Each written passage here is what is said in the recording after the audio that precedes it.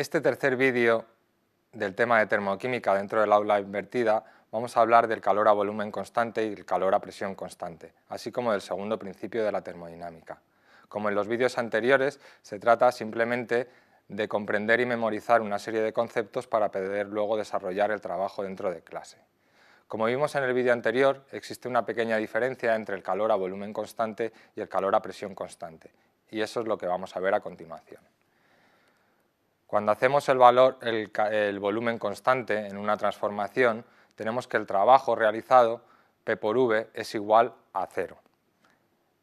Esto implica que el incremento de energía interna es directamente proporcional al calor a volumen constante.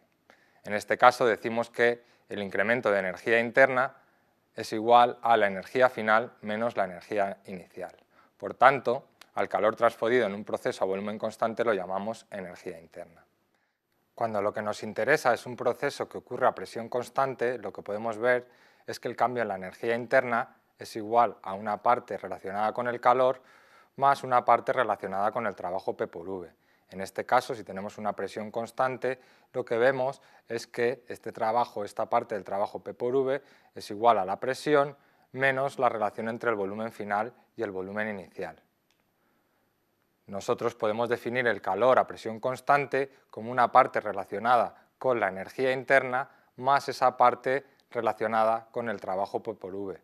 Por tanto, construimos una nueva función que llamamos calor a presión constante, también llamada a partir de ahora entalpía, como la diferencia entre la energía interna más el trabajo P por V entre el estado final y el estado inicial. Por tanto, definimos entalpía como E más P por V. Como en el caso de la energía interna, esta es una función de estado que puede ser calculada a partir de los datos del estado final menos los datos del estado inicial. ¿Cuál es la relación entre el calor a presión constante y el calor a volumen constante?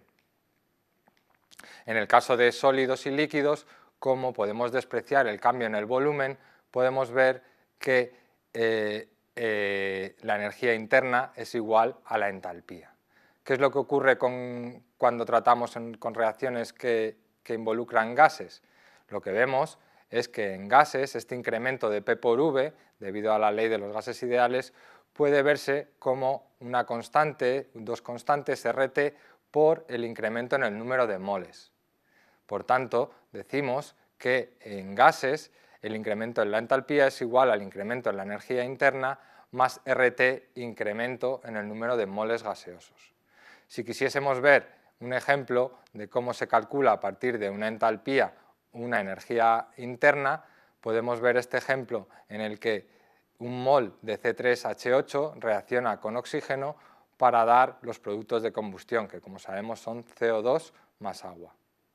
Para calcular el incremento en la energía interna es importante contar con una ecuación que esté ajustada.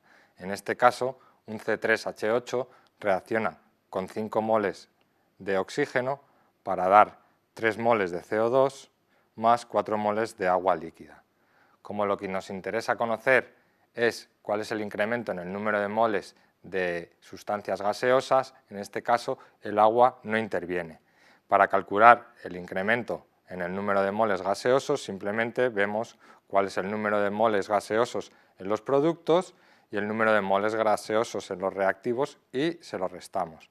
En este caso tenemos en los productos 3 moles de CO2 gaseoso y en los reactivos tenemos 1 mol de C3H8 y 5 moles de oxígeno molecular. En este caso el incremento en el delta de N nos sale igual a -3. Como sabemos que el incremento de H es igual a incremento de N de E más RT, dos constantes, por el incremento en el número de moles gaseosos, si reorganizamos esta ecuación, nos sale que el incremento en la energía interna será igual a delta de H menos RT, que son constantes, por incremento en el número de moles gaseosos. En este caso tendríamos menos 2.219 kilojulios menos -3 el incremento en el número de moles por la constante R y por la temperatura. En este caso, 8,3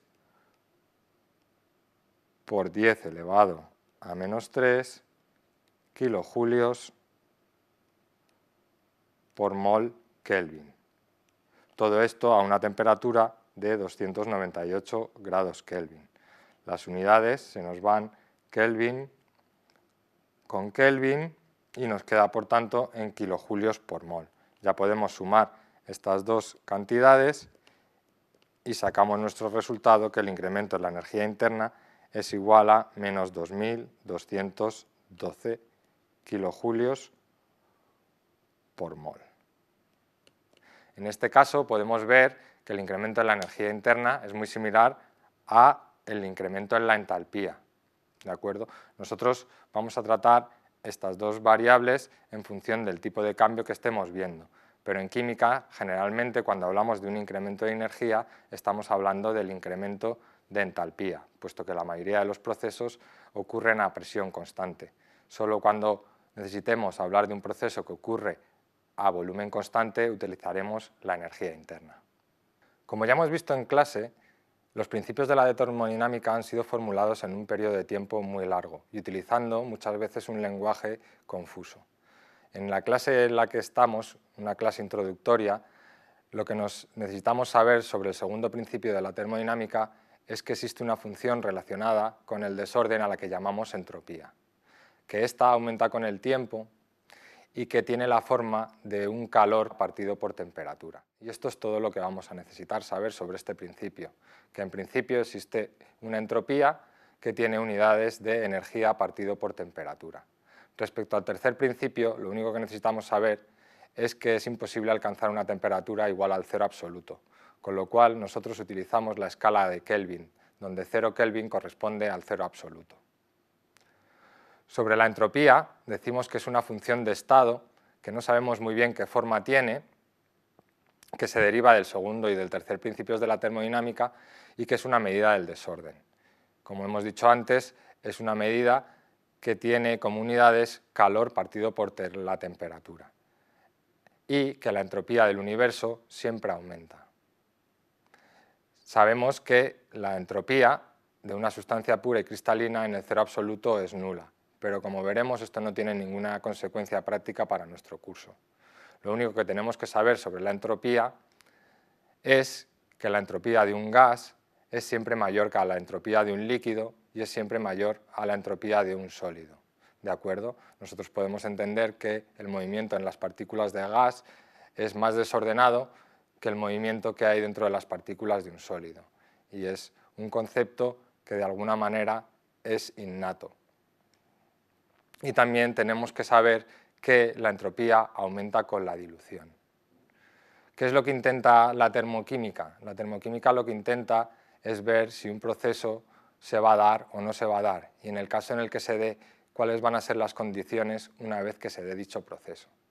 Nosotros hemos definido el intercambio de energía de un proceso como la diferencia entre la energía que tienen los productos comparado con la energía que tenían los reactivos.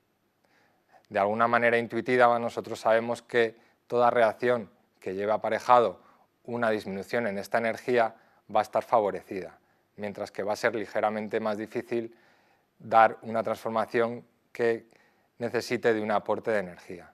De la misma manera, tal y como nos indica el segundo principio de la termodinámica, la entropía del universo tiende a aumentar. Eso nos dice intuitivamente que cualquier proceso en el que la entropía aumente va a estar favorecido frente a un proceso en el que la entropía disminuya.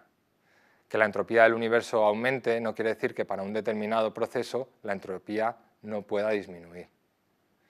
¿Cómo sabemos nosotros si una reacción se va a dar o no se va a dar? Para eso tenemos que estudiar otra función de estado que se llama la función de Gibbs, que es igual a la entalpía menos la temperatura por la entropía.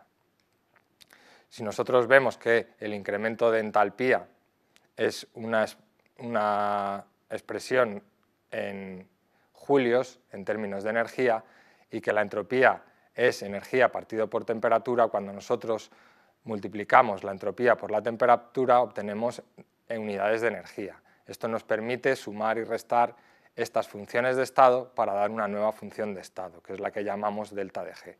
Por tanto, esta función, ¿qué es lo que encompasa?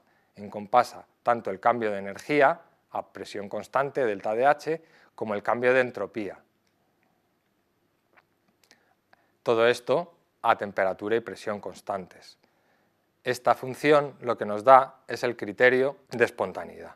En este caso, si tenemos una reacción o transformación que tiene un delta de G menor que 0, diremos que es espontáneo. Si tiene una delta de G mayor que 0, será no espontáneo, y cuando tiene un delta de G igual a 0, decimos que la reacción o la transformación está en equilibrio. Según el modelo que estamos usando, nosotros podemos comparar estas unidades, ya que al sumarlas obtenemos una energía que llamamos energía libre, que está en kilojulios. ¿Qué conceptos tenemos que memorizar? En principio tenemos que memorizar que existe una pequeña diferencia entre el calor a volumen constante y el calor a presión constante. Que estas variables, que llamamos variables o funciones de estado, pueden ser calculadas a partir de los valores finales y de los valores iniciales de dichas variables. También, a partir del segundo principio de la termodinámica, que existe una función relacionada con el desorden, que llamamos entropía, y saber cuáles son las unidades de esta variable. Por último, el criterio de espontaneidad nos lo da una función que hemos creado a partir de variables de estado que llamamos función de Gibbs, que encompasa tanto la energía, el cambio de energía, como el cambio en el desorden. Y decimos que una reacción será espontánea cuando tiene una energía de Gibbs negativa, y que cuando tiene una energía de Gibbs igual a 0, el sistema se encuentra en equilibrio.